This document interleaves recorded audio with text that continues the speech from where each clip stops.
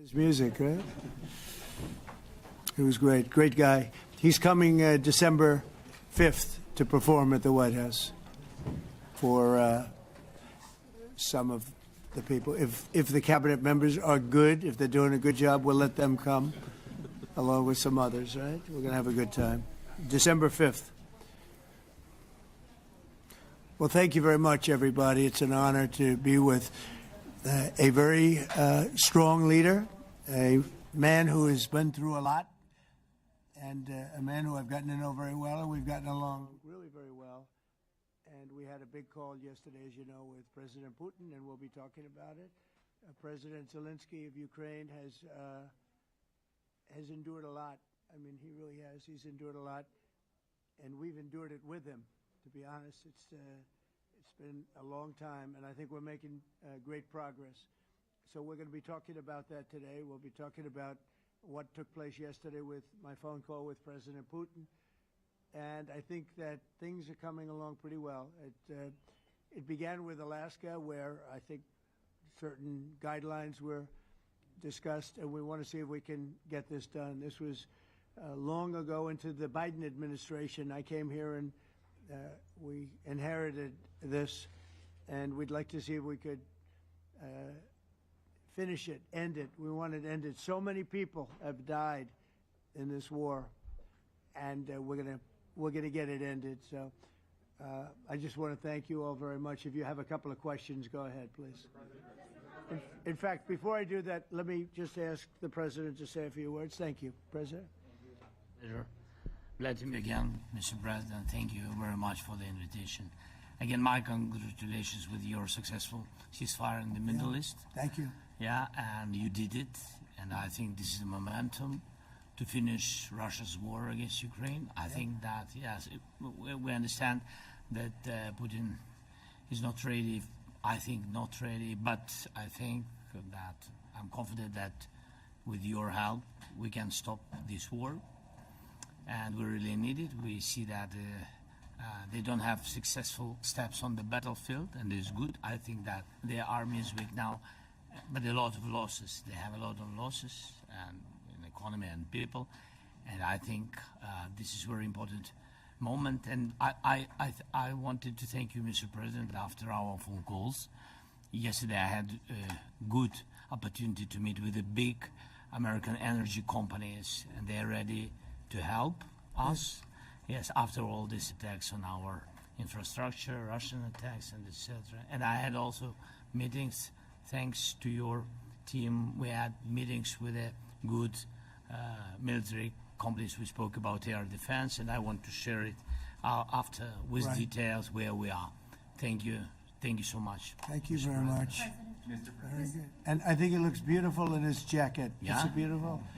I hope people notice. It's it's actually very stylish. I like it. President Trump. Yeah, please, go ahead. Under the Biden administration, the White House was fearing of a possible escalation. They were not allowing the Ukrainians to strike into Russia, fearing of this escalation. Yeah. Would your administration allow Ukrainians to strike deep into Russia? We're going to be talking about that. That's something we'll be talking about. You're right. It's an escalation, but we'll be talking about that. Mr. President. Will President Zelensky join you in Hungary to meet President Putin? Because it's a leader that we like. We like Viktor Orban. He likes him. I like him. It's a country that's a safe country. Done a very good job. He's been a very good leader in the sense of running his country. He doesn't have a lot of the problems that other countries have. And so we've decided that we'll be going to be with Viktor Orban, and he will, I think he'll be a very good host. President Trump. President Trump. President Trump. Right here. It's President Trump. Hungary, yeah. We're doing Hungary, yeah. With Putin. Trilateral meeting, or is it just you and Putin? To be determined, but I would say most likely it's going to be a double meeting. It'll be a double meeting, but we will have the President, Zelensky, in touch. There's a lot of bad blood with the two presidents, and I'm not a very difficult situation. You know, we just settled the war, and after thousands of years, I guess, people say anywhere from 500 to 3,000 years, and I was in rooms, as you saw, because you were with me, a lot of you were with me last week, with leaders that didn't like each other, but they were able to get along. These do not like each other, and we want to make it comfortable for everybody. So one way or the other, we'll be involved in threes, but it may be separated. President Trump. Mr. President. President Trump. Was he what? Where are you from? From Ukraine. He actually had a Okay, good. conversation with me Good, yeah. today. What if President Putin doesn't agree to peace in Hungary? What do you do then? Do you have Well, let's steps see what planned for happens. that? I mean, you know, what if? I think he will. I think that President Putin wants to end the war, or I wouldn't be talking this way. I think he wants to end the war. I spoke to him yesterday for 2.5 hours. We went through a lot of details. He wants to get it ended. I think that President Zelensky wants to get it ended. Now we have to get it done. President Trump. Kara Castronova from Lindell TV. And although I love asking you questions, today my question is for President Zelensky of Sure. Ukraine. Go ahead, please. Thank you. Our President Zelensky, President Trump, just brokered a peace deal in the Middle East that all Americans, both sides of the aisle, are very proud of. But to meet that deal, both sides had to make concessions. Our president has stuck out his neck in many ways to make a peace deal for your war as well. What specific concessions are you willing to make to end this war with Russia? Will you give up joining NATO? Americans have foreign war fatigue, and our president, as he said, we need our Tomahawks too. To me. Yes, you, Okay. President Zelensky. Thank you What very much. concessions will you That's some question, right? So That's many all right. questions Thank you. in one. Thank you very much for your question. First of all, I think we need to sit and speak. The second point, we need ceasefire. Even now, you see in the Middle East, it's very difficult to hold ceasefire. Everywhere, in every war, it's very difficult. We want peace. Putin doesn't want. That's why we need pressure on him. We will speak with President today what we need. We understand what we need to push Putin to negotiation table. And as I said previously, so we are ready to speak in any kind of format, bilateral, trilateral, doesn't matter. Matter just peace. This is important. And we don't speak about NATO or NATO. For Ukrainians, it's very important. It's our decide where we are. Yes, but the most important thing for people in Ukraine, which are under each day's attacks, to have really strong security guarantees. NATO is the best, but weapon is very important. Allies on our side is very important. And between us, for us, bilateral security guarantees between me and President Trump is very important. I don't know, we didn't speak with details about it, but this is the most important document because United States is very strong. Sir, President Trump, you are the middleman hoping to end this conflict. Who is doing a better job negotiating, President Zelensky or President Putin? I think they're both doing a great job in that sense. We have to get it done. We've got to take some of the hatred of each other. You know, they don't like each other. I say that in front of President Zelensky, but I say it in front of President Putin too. They have tremendous bad blood. It's really is what is holding up, I think, a settlement. I think we're going to get it done, and we have to make it long-lasting. As I said in the Middle East, everlasting, right? Everlasting. And the Middle East is a much more complicated situation. You know, we had 59 countries involved, and every one of them agreed. And it's, you know, it's sort of amazing. Most people didn't think that was doable. This is going to be something I really believe that's going to get done. I had a very good talk yesterday with President Putin. I think he wants to get it done. And President Peter? Zelensky, right behind you. When we were in Israel with President Trump earlier in the week, we heard a lot about the difference in diplomacy between President Trump and President Joe Biden before him. What do you see as the biggest difference in diplomacy between President Trump and President Biden? President Trump has a big chance now to finish this war. President Biden now is not the president, so he doesn't have a chance to finish this war.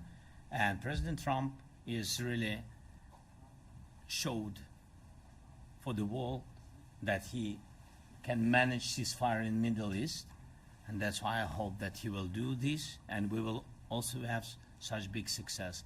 For Ukraine, it's a big chance, and I hope that President Trump can manage it.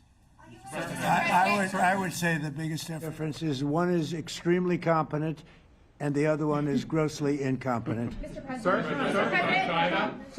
a few weeks ago in New York when you two met, you said that you think Ukraine could ultimately take back all the territory that it's lost. Do you still think that's the case, or do you think there'll have to be some sort of You swap never of know. territory? Look, you know, war is very interesting. You never know, do you? You just never know. With war and peace, but you never know. Are you ready? Please. Russia calls Tomahawk supply to Ukraine as an escalation, yet it continues using similar cruise missiles like Caliber. And Yeah. even Who are you with? Ukraine. Ukraine? Yeah. But Russia continue even using the cruise missiles and also nuclear-capable ballistic missiles in Ukraine since 2022. So do you consider providing Ukraine with the Tomahawk or similar missiles as an opportunity to equalize the possibilities of Ukraine and Russia and push Moscow to the negotiation Yeah. table? Sure. We're going to be talking about that. That's why we're here. Okay? Fair question. Exactly as he told you to say it. But we're going to be talking about it. Okay? Yeah, please. Mr. President, message to India and Hungary who is still refusing. You said India and Hungary? That's an interesting. And Hungary India and Hungary. It's an interesting combination. refuse to stop buying Russian oil. Well, India is not going to be buying Russian oil anymore. And Hungary is sort of stuck because they have one pipeline that's been there for years and years and years, and they're inland. They don't have sea. They don't have sea. And I spoke with the very great leader of Hungary, and they are, you know, it's very hard for them to get oil. I understand it. Hungary's in a very interesting position because they can't have ports. You know, they're surrounded by land. So we'll see what happens there. But India will not be buying oil from Russia. And they've already de-escalated, and they've more or less stopped. They're pulling back.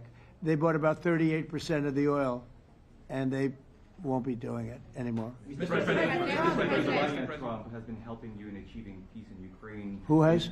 First Lady Melania Trump Yeah. has been helping in returning abducted Ukrainian children from Russian captivity. President Zelensky, do you appreciate those efforts? How do you assess them? And did you ask her to step in and to help you? No, she wanted to do it. She's felt very strongly about the children, and she's done a really good job, I think, in bringing it to the fore. You know, we have a lot of children involved. Now, it's some people say it's 20,000, and some people say it's 300. There's a big difference between that, so nobody really knows. But she felt very strongly about the children. She thinks about the children all the time. President Trump, if you okay Tomahawks to Ukraine, what's happened if the United States is in a conflict and we need the Tomahawks? Do we have enough? That's a problem. We need Tomahawks, and we need a lot of other things that we've been sending over the last 4 years to Ukraine. We've been, you know, we gave them a lot. Now we have a different situation. We send it to the European Union. They pay for it and all that, and they have plenty of money. But it's beyond the money. You know, we need Tomahawks, and we need a lot of other weapons that we're sending to Ukraine. One of the reasons we want to get this war over is exactly that. It's not easy for us to give. You're talking about massive numbers of very powerful weapons. So that's one of the things we'll be talking about. Hopefully they won't need it. Hopefully we'll be able to get the war over with without thinking about Tomahawks. I think we're fairly close to that. Yeah, go ahead. Can I say, Yeah, please. Just you to understand. So for today, of course, we want to finish this war, but the war is another technological war. You don't use just Tomahawks. If you want to target a military goal, you need thousands of drones. It goes together with such missiles. Ukraine has such thousands of our production drones, but we don't have Tomahawks. That's why we need Tomahawks. But United States is a very strong production and the United States has Tomahawks and other missiles, very strong missiles, but they can have our thousands of drones. That's why where we can work together, where we can strengthen American production. And so just so that I understand, so you're suggesting kind of a trade.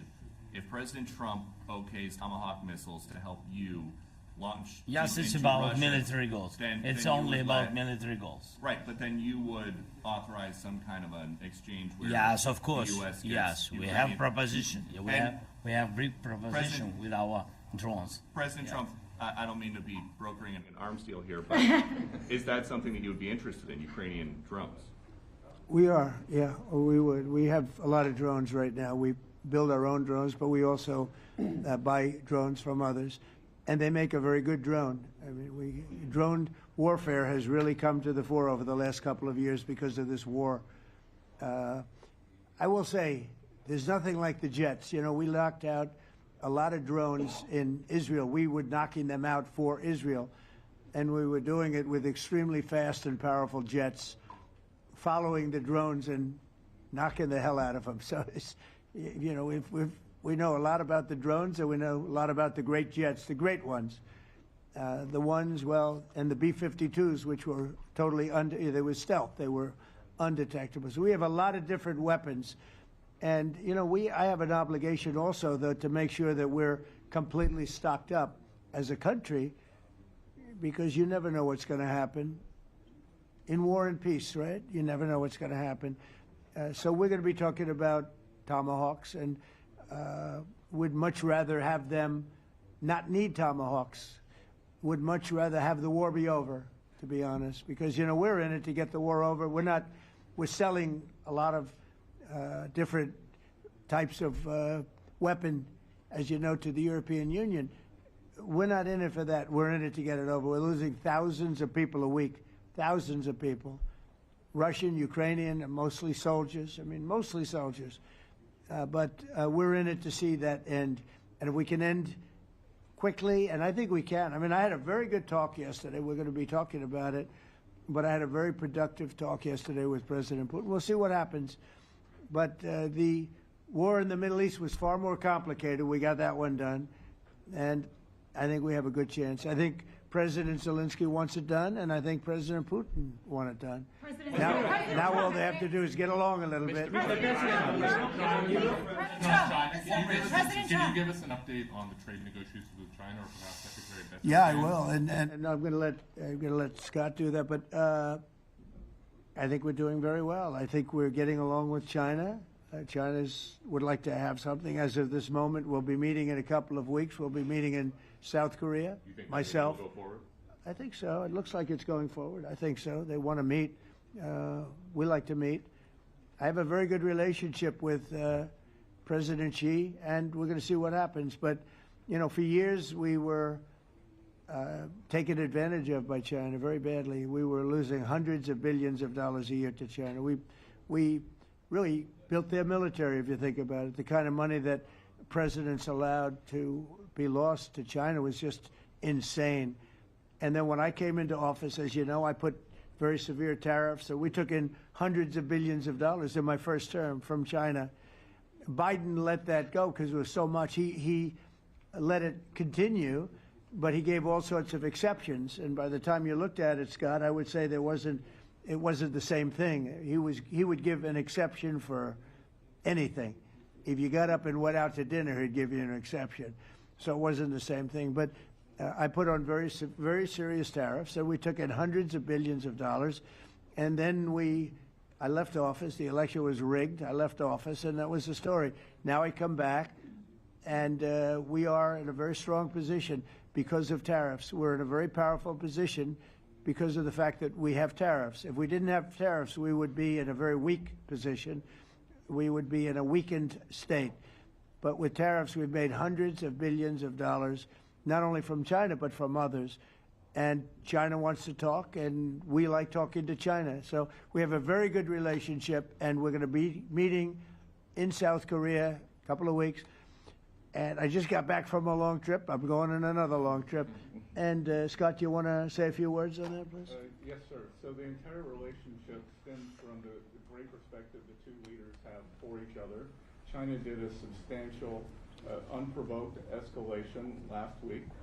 We were unable to get in touch with them. Since then, it's been IMF World Bank Week. They have had working level people here who there have been meetings. The Vice Premier, who is my counterpart, and I will be speaking this evening at around 8:30, 9 o'clock. And then he and I and a delegation will meet in Malaysia probably a week from tomorrow to prepare for the two presidents to meet.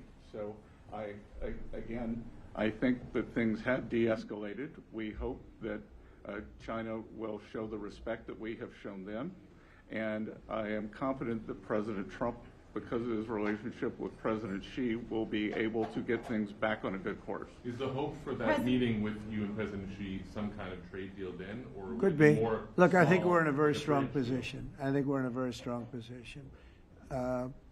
We're getting, as you know, as of November 1st, I could move it up if I wanted, a 100% tariff over and above what we get now. So that would make it about 157%. And China doesn't want that, and they want to talk, and we're talking. And I think we'll make a deal that will be good for both. I think we will do something. But you have to understand, we never got anything from China.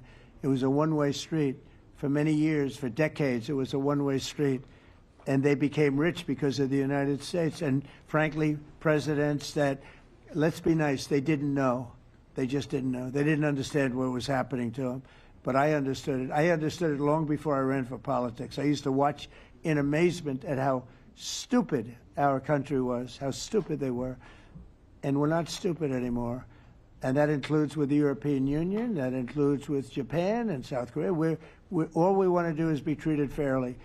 But the fairly is hundreds of billions and even trillions of dollars coming into the United States. And it's our national security is secure because of tariffs. If we didn't have tariffs, we would have no national security. So it's very important. Will you seek China's help in ending the war in Ukraine? Do you need them to put pressure on Russia? I'll be discussing that, but I'd love to see it ended before that. I mean, I think we have a chance of ending the war quickly if flexibility is shown on behalf. And again, we're not losing people. The United States is not. We're not losing people. We're not spending money. We're getting paid for the, ammunition and missiles and everything else that we're sending to the European Union, but to NATO. But it's very similar. If you look at the countries, I mean, it's very similar.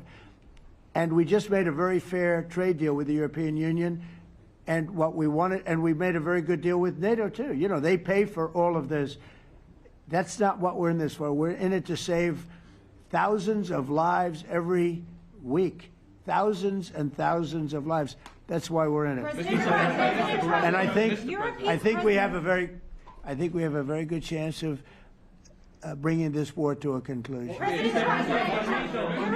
president and your cabinet has done honestly an excellent job. I think that a lot of people could agree to that. Thank you. I'm speaking as someone who lost my father in a war, so I know the human cost.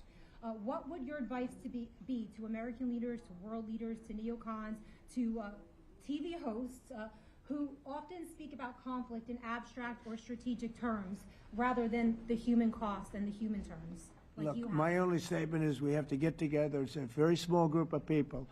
It's the president, and the president. Okay, 3 presidents. And I'm the mediator president. And I'm mediating not an easy situation. It should be easy, but it's a lot easier when people understand each other, when they get together, and when they like each other. We don't necessarily have that situation as far as like is concerned. Maybe it can turn around. Maybe it can. But in the meantime, we'll have them keep a little bit of distance, and we're going to see if we can get it done. This is number 9, okay? This will be number 9 for me. I've solved 8, including the Middle East. I've solved 8.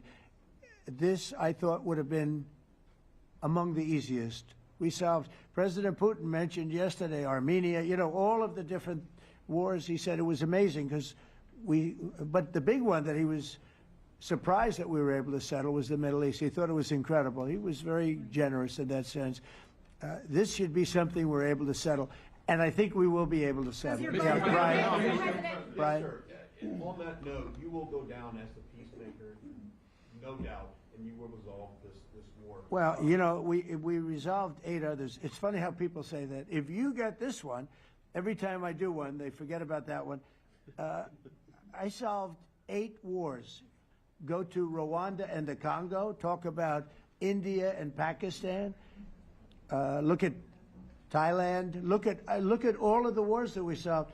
And every time I solve one, they say, if you solve the next one, you're going to get the Nobel Prize. I didn't get a Nobel Prize. Somebody got it who's a very nice woman, very nice. I don't know who she is, but she was very generous. So I don't care about all that stuff. I just care about saving lives. But this will be number 9. But every time I solve one, they said, sir, if you solve one more, you're going to be known as a peacekeeper. So to the best of my knowledge, we've never had a president that solved one war. Not one war. Bush started a war. A lot of them start wars, but they don't solve the wars. They don't settle them. And especially when they have nothing to do with us. I saw almost, I guess, just about all of these wars had nothing to do with us. But I saved tens of millions of lives. The Prime Minister of Pakistan said, I saved millions of lives in interceding on Pakistan, and you look at Pakistan and India as an example. That would have been a bad one, 2 nuclear nations, right? So I say this, this is pretty much the last one, although I do understand that Pakistan attacked, or there is an attack going on with Afghanistan. That's an easy one for me to solve if I have to solve it. In the meantime, I have to run the USA, but I love solving wars. You know why? I like stopping people from being killed, and I've saved millions and millions of lives, and I think we're going to have success with this war. Wait, please. This, President Zelensky, this is your 3rd time over here. Oh. And by the way, you look excellent. Thank you, sir. Thank you. For you, by the way. This is your 3rd time here. How different sitting across from the president is this time versus the 2 previous times here at the White House, and how confident are you hearing the success rate of solving these prior wars that he can get this war solved?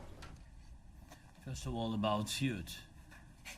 The same suit because the same president. It's very simple. The next president will have another suit. Yes, about our relations with President Trump, I think we have important dialogues, and I think we begin to understand each other. Yes, and I know that President is briefed very well about situation in the battlefield, and he knows a lot what's going on the battlefield in Ukraine, and I think it really helps. When you know a lot of things, a lot of details about one or another war, it helps a lot. But we are still in war, and I hope we can manage. You have been clear It's that there are some important. countries that are not meeting their commitment. You pointed out Spain. They said that it's impossible. No, Spain has not come through. No, Spain has not been loyal to NATO. Spain has been, they're the only one. Everyone went up to, as you know, I mean, you were at 2% and they all went up to 5%, but Spain disagreed with that. I think Spain should be reprimanded for that. I think it's very bad that they did that, but that's up to them. That's up to NATO and Spain. They cannot be expelled from NATO. Can they or not? They cannot, according to the treaty, but they also claim that they are protected by the European Union umbrella for trade. Well, the other people, many of the other countries are in the European Union too. They're not complaining, right? President, tell you that Putin is serious. That's of interest. Mr. President. They're protected by Yeah, please go ahead. Thank you, Mr. President. Do you think you can carry the momentum from the Middle East deal over to this deal? And if I do. So, how does that move the needle? Yeah, I do. I think we carry a lot of momentum, a lot of credibility. Getting Middle East done was very important. Nobody thought it could be done. That was one nobody thought could be done, and we got it done. And a lot of that was the big hit that we put on Iran with respect to the nuclear. They took that was an unbelievable military maneuver, the B-2s, and many other planes involved, by the way, but the B-2s. Yeah, I think nobody expected that to happen. And, you know, we had 59 countries involved, and these were countries very diverse. You had Arab, Muslim, Jewish, you had every country, Christian, you had every country, and many countries involved, and we got that done. And we got it done pretty swiftly after we set the table properly. We had to set the table properly. This should be one that we get done. And I think the table is set properly here now, too. And it'll be a great honor. It'll be a great honor to get it done. And the Ukrainian people are great, and the Russian people are great. And obviously they have much in common, as we understand. They have a lot in common. So it'll be a great honor to get it done. Yeah. On Venezuela, there are survivors from your latest boat strike. What happens to those survivors? Well, I'll ask Marco to discuss that possibly. Yeah, it's well known there's an ongoing narco-terrorist operation the United States has been conducting. As far as details of any recent strikes, we're not prepared here to announce all those details, but you'll get that information here very shortly. And how are there survivors when these are meant to be lethal attacks? Yeah, again, I mean, we're undertaking these operations against narco-terrorists. That's what these are. These are terrorists. Let's be clear. And but as far as the details of any recent operations, when we are prepared to announce those, we will, as the president has consistently done. So you may get something on that later today. Let me ask you, that was in a submarine, right? We attacked a submarine, and that was a drug-carrying submarine built specifically for the transportation of massive amounts of drugs, just so you understand. This was not an innocent group of people. I don't know too many people that have submarines, and that was an attack on a drug-carrying, loaded-up submarine. Yeah.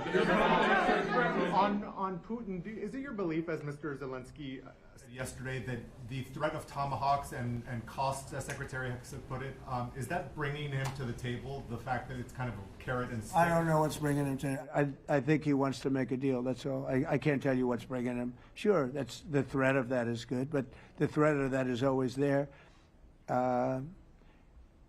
Tomahawks are very dangerous weapons. They're incredible weapons.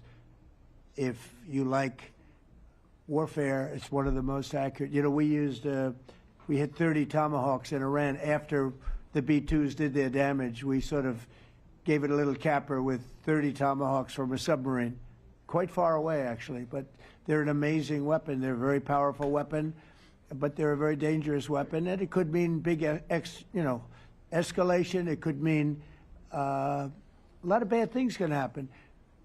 Tomahawks are a big deal. But one thing I have to say, we want Tomahawks also. We don't want to be giving away things that we need to protect our country. We have a very strong country right now. We have a strong military. We have the greatest military in the world. We have the greatest weapons in the world. I want to get this war over. Okay? Putin-Trump tunnel to connect Russia and Alaska. Are you interested? I just heard about it. A tunnel from Russia to Alaska. I just heard about that one. That's an interesting one. We'll have to think about that. I hadn't heard that. We just did a nice road in Alaska that's going to get us to a lot of minerals, and we have a piece of it, a good piece of the ownership because of the fact we made it possible. But this came up yesterday, a tunnel from Russia to Alaska. That's an interesting. What do you think of that, Mr. President? Do you have any ideas? How do you like that idea? I'm not happy with this. I don't think you're going to like it. I don't think he liked it. I don't think he liked it. President Trump, do you think that Vladimir Putin, do you think that Putin's your gut instinct? Well, we had a senator that wanted, remember, from Hawaii, she wanted a tunnel from the mainland to Hawaii, and she said, well, we can't do that, so we're going to build a railroad to Hawaii. Do you remember? She's a current sitting senator, a Democrat. She wants a railroad to go to Hawaii, right? You know who that is, right? She's another beauty. President Trump, on Putin, your gut instinct. Yeah, please. On your meeting with Putin, aren't you concerned that maybe the Russian president is trying to buy himself more time? Yeah, I am, but, you know, I've been played all my life by the best of them, and I came out really well. So it's possible, yeah, a little time. Is your gut instinct it's all right. But I think that I'm pretty good at this stuff. I think that he wants to make a deal. I made 8 of them. I'm going to make a 9th. I think he wants to make a deal. Well, I think that he should have won the war in a week. Yeah, I do think. And if we didn't give the anti-tank missiles, as you know, the javelins they call them, they got stuck in the mud. They would have been in Kiev very quickly. They were heading to Kiev. So, you know, in war you have a lot of luck too. You know, people, weather has won war, and the cold and the heat and all things take place in war. But that was a very interesting moment when the tanks started rolling and some brilliant general said, let's go through the mud instead of going down the highway, right? So they got a little bit lucky. But you know where they really got lucky? I gave javelins. That wasn't given by Barack Hussein Obama. He gave them sheets. You know, there's a statement. Obama gave them sheets, and I gave them the javelins. And the javelins are a devastating weapon. And that wasn't given by Obama. That was given by, because at the time it was Obama. That was given by me. So it was like one of those things. And you had hundreds of them. They're a devastating weapon. We have a lot of devastating weapons. I'd rather not use them. But that was a big moment. You know, when the tanks got stuck, they got stuck. And call it luck or call it talent. I'm not sure what you'd call it, but it was a big moment in time. Do you think Democrats will give you credit? Do you think Democrats will give you credit when you finally end this war, like they did with the war in the Middle East? And I think right now the Democrats are really damaged, mentally damaged. They want to take $1.5 trillion with a T, $1 trillion, and give it to people that invaded our country. They came into our country illegally, from prisons, from mental institutions, gang members. They want to give them health care and take it away from our citizens. We're not going to do that. $1.5 trillion. They want to destroy our health care system. We're not going to let that happen. Have you authorized CIA operations in Venezuela as part of? Well, I wouldn't say that, but some interesting things are happening around the world, I'll say that. It's been reported, Mr. President, it has been reported that Maduro offered everything in his country, all the natural resources. He even recorded a message to you in English recently, offering mediation. What could we do in order to stop that? He has offered everything. He's offered everything. You're right. You know why? Because he doesn't want to fuck around with the United States. Thank you, everybody. Thank you. Thank you, everybody. Thank you, guys. Thanks, guys. Let's go. Start moving. Thank you, guys. Let's go. Thank you, guys. Thanks, guys. Thank you, press. Thank you, press. Thanks, President Trump. Thank you, Karen. Good job. Thank you, guys. Thank you, press.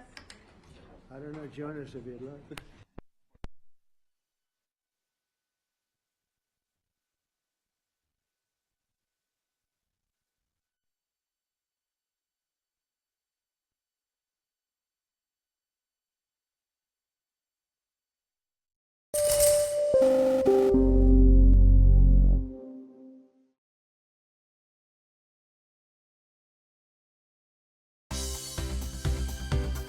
For more news and updates, all you need to do is follow CNBC TV 18 on all of our digital platforms.